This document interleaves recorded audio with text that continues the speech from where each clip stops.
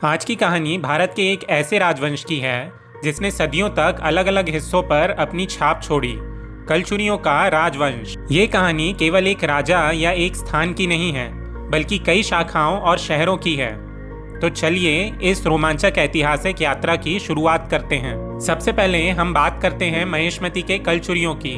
6वीं से 7वीं सदी के बीच इस वंश की शुरुआत हुई। महिष्मति, जो वर्तमान मध्य प्रदेश में नर्मदा नदी के किनारे स्थित थी, इस वंश की राजधानी थी। महिष्मति का नाम आपने शायद रामायण और महाभारत में भी सुना होगा।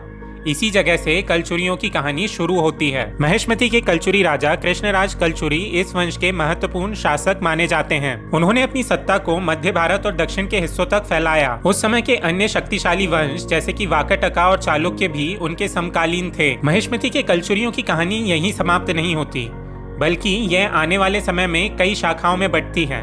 अब हम चलते हैं त्रिपुरी की ओर। 9वीं सदी में त्रिपुरी के कलचुरी, जिन्हें छेदी कलचुरी भी कहा जाता है, मध्य भारत के प्रमुख शासकों में से एक बने। इनकी राजधानी थी त्रिपुरी, जो आज के जबलपुर के करीब है। त्रिपुरी के कलचुरियों का शासन मध्य प्रदेश, छत्तीसगढ़ और उत्तर प्रदेश के कुछ हिस्सों तक फैला था। त्रिपुरी कलचुरीज के सबसे प्रसिद्ध शासक थे गंगेय देव कलचुरी। गंगेय देव ने अपने शासन काल में कलचुरी साम्राज्य का विस्तार किया और कई युद्धों में जीत हासिल की। उनके बाद उनके पुत्र कर्णदेव ने सिंहासन संभाला।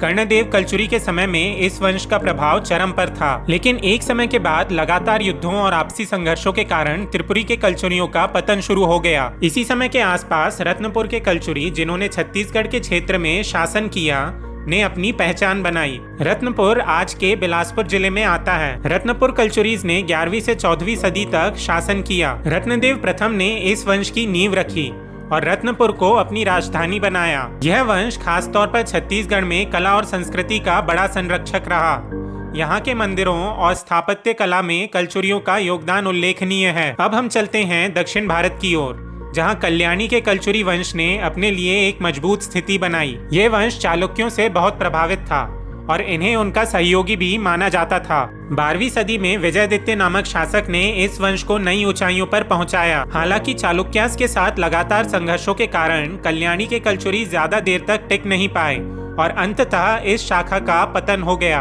उत्तरी भारत में भी कलचुरियों का प्रभाव देखा गया। सरयू पार के कलचुरी, जिन्हें सरयू नदी के किनारे रहने के कारण यह नाम मिला, उत्तर प्रदेश के क्षेत्र में अपनी सत्ता जमाने में सफल रहे। इनका शासनकाल 9वीं सदी के आसपास शुरू हुआ और कई छोटे छोटे राज्यों में बंट गया। हालांकि ये उतने प्रसिद्ध नहीं हुए जितने त्रिपुरी या महिष्मति के कलचुरी, फिर भी उनका योगदान क्षेत्रीय राजनीति में महत्वपूर्ण था। अब हम पहुंचते हैं अंतिम शाखा की ओर, रायपुर के कलचुरियों की।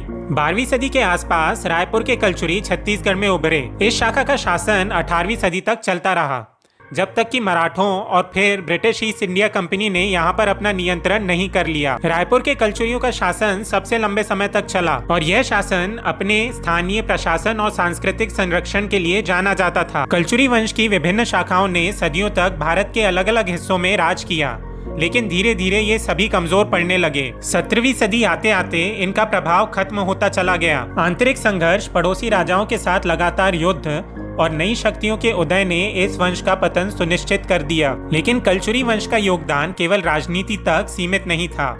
इन्होंने कला, संस्कृति, मंदिर निर्माण और प्रशासनिक ढांचे में महत्वपूर्ण भूमिका निभाई। तो यह थी कलचुरियों की कहानी, एक वंश जो महिष्मति से शुरू हुआ और भारत के विभिन्न हिस्सों में फैल गया। त्रिपुरी, रत्नपुर, कल्याणी, सरयू पार और रायपुर के कलचुरियों ने भारत के इतिहास में अपनी अमिट छाप छोड़ी। आज भी इनके द्वारा बनाए गए मंदिर और किले हमें उनके गौरवशाली अतीत की याद दिलाते हैं। अगर आपको ये वीडियो पसंद आया हो तो लाइक करें, कमेंट करें और चैनल को सब्सक्राइब करें। ऐसी ही और भी रोचक कहानियों के लिए जुड़े रहें हमारे साथ। धन्यवाद।